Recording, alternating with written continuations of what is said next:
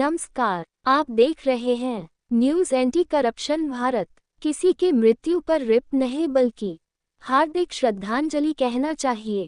यही है सनातन धर्म। देखिए संवाददाता अंबिका दत्त चौबे की खास रिपोर्ट। सोशल मीडिया पर हम जैसे ही किसी के देहांत की खबर देखते हैं, कमेंट सेक्शन में फौरन लिख देते हैं RIP, यानी रेस्ट इन पीस। ये हमारा तरीका है अपनी संवेदनाएं प्रकट करने का। We feel sorry for the departed soul. हम अपनी प्रेयर्स ऑफर करते हैं, और प्रेयर क्या है? आपकी आत्मा शांति से विश्राम करे, may your soul rest in peace. ये इंटेंशन सही है, लेकिन एक्शन गलत है। किसी हिंदू की मृत्यु पर RIP लिखना उतना ही गलत है जितना कि उसे मुखाग्नि न देकर दफना देना।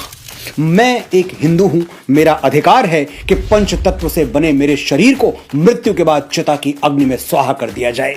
मैं कभी नहीं चाहूंगा कि मुझे कॉफिन में रखकर जमीन में गाड़ा जाए। जितनी बार हम किसी हिंदू या सनातनी की तस्वीर के नीचे RIP लिखते हैं, जाने अनजाने हम उसके उचित अंतिम संस्कार का तिरस्कार करते हैं, उसे अपमानजनक विदाई देते हैं। किसी दिवंगत हिंदू के लिए RIP लिखना क्यों गलत है, और यह गलत है तो फिर सही क्या है? सिर्फ 1 मिनट मुझे ध्यान से सुनिए, आपको सारे उत्तर मिल जाएंगे। RIP लिखने की परंपरा इस्लाम और क्रिश्चियनिटी से आती है।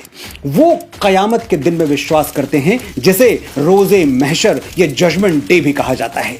क्या होगा उस दिन? सारे मुर्दे जाग उठेंगे और खुदा उनका इंसाफ करेगा। इसी जजमेंट डे के लिए मुर्दों को कब्र में इंतजार करना पड़ता है और उनके लिए रेस्ट इन पीस की दुआएं की जाती हैं। लेकिन सनातन की परंपराएं 100% साइंटिफिक हैं, इसीलिए हमारे यहां RIP जैसी कोई थ्योरी है ही नहीं। भगवान श्री कृष्ण भगवद गीता के अध्याय 2 श्लोक संख्या 22 और 23 में कहते हैं, वासांसि जीर्णानि यथा विहाय नवानि गृह्णाति नरो पराणि तथा शरीराणि विहाय जीर्णान्यन्यानि संयति नवानि देहि नयनम छिन्नन्ति शस्त्राणि नयनम दहति पावकः न चैनम क्लेदयन्तापो न शोषयति मारुतः। आसान शब्दों में समझाता हूं, जैसे हम पुराने कपड़े छोड़कर नए कपड़े पहन लेते हैं, वैसे ही हमारी आत्मा यानी हमारी कोर एनर्जी वो पुराने शरीर को छोड़कर नया शरीर पहन लेती है। आत्मा अजर अमर है, इसे ना कोई शस्त्र काट सकता है, ना आग जला सकती है, ना जल भिगो सकता है, और ना ही हवा इसे सुखा सकती है। और इसीलिए जीवन मरण का ये चक्र, ये साइकिल कंटिन्यूअसली चलती रहती है जब तक कि हमें मोक्ष नहीं मिल जाता। आपने ध्यान दिया होगा, मैंने आत्मा को एनर्जी कहा। क्यों कहा? समझाता हूं। आत्मा पर एग्जैक्टली वही साइंटिफिक लॉज अप्लाई होते हैं जो एनर्जी पर। थर्मोडायनेमिक्स का पहला नियम क्या है?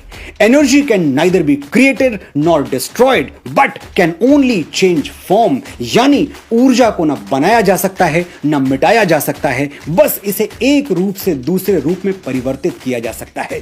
श्री कृष्ण ने हजारों साल पहले यही बात कही थी, लेकिन हम अपनी आदत से मजबूर हैं। हम तब तक नहीं मानते जब तक कोई विदेशी न बोल दे। 19वीं सदी में जर्मन और ब्रिटिश साइंटिस्ट ने एनर्जी के बारे में वही थ्योरी दी जो 5000 वर्ष और 1 युग पहले कुरुक्षेत्र के मैदान में भगवान श्री कृष्ण आत्मा के बारे में दे चुके थे। ना कोई भाई, न बेटा, न भतीजा, न गुरु, एक ही शक्ल उभरती है हर आईने में। आत्मा मरती नहीं, जिस्म बदल लेती है, धड़कन इस सीने की जा छुपती है उस सीने में।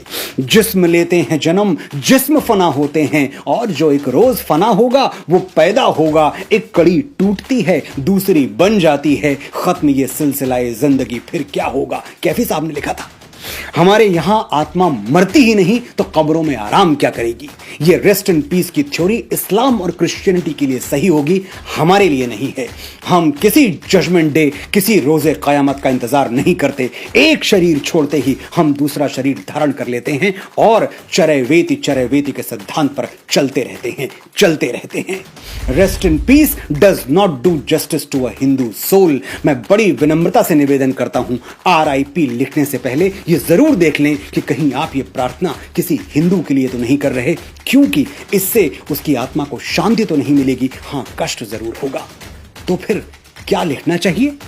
विनम्र श्रद्धांजलि या ओम शांति, जो भी आपको ठीक लगे। मैं जनता को ये संदेश देना चाहता हूँ कि ज़्यादा से ज़्यादा पेड़ लगाएं, क्योंकि आजकल हो रहे जलवायु परिवर्तन का कारण पेड़ ही है। जलवायु परिवर्तन मतलब क्लाइमेट चेंज। क्लाइमेट चेंज एक ऐसी प्रक्रिया है कि लगातार बारिश, कभी धूप, कभी सर्दी का मौसम, ये अचानक चेंजेस आना, ये जलवायु परिवर्तन का कारण है। और मैं लोगों से ये अपील करना चाहता हूँ कि ज़्यादा से ज़्यादा पेड़ लगाएं, और हमें पेड़ों की ज़्यादा से ज़्यादा आवश्यकता है, क्योंकि जंगलों में आजकल ज़्यादा पेड़ों की कटाई हो रही है, जिसकी वजह से ये पब्लिक को और आम जनता को ये सामना करना पड़ रहा है इस तरह से। तो मैं लोगों से यही अपील करना चाहता हूँ कि ज़्यादा से ज़्यादा पेड़ लगाएं, क्योंकि पेड़ों ने हमें क्या नहीं दिया, खाने को दिया, रहने को आवास दिया।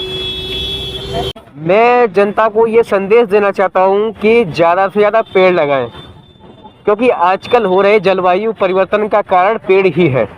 जलवायु परिवर्तन मतलब क्लाइमेट चेंज। क्लाइमेट चेंज एक ऐसी प्रक्रिया है कि लगातार बारिश, कभी धूप, कभी सर्दी का मौसम, ये अचानक चेंजेस आना, ये जलवायु परिवर्तन का कारण है।